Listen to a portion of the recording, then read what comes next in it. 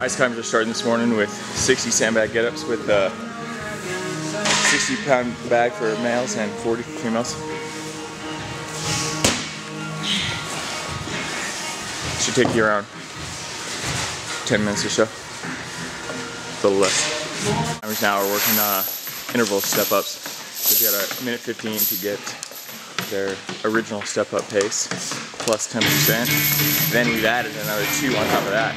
So Garrett, for example, has, from his assessment, he has a 30 step-up pace. So he finishes 300 step-ups in about 10 minutes. We've added 10% to that, so it's 33, and then 2 on top of that, 35. So he's doing 35 every minute 15. You gotta fly on these. They're pretty tough. They're pretty grueling. Climbers are doing sprints now.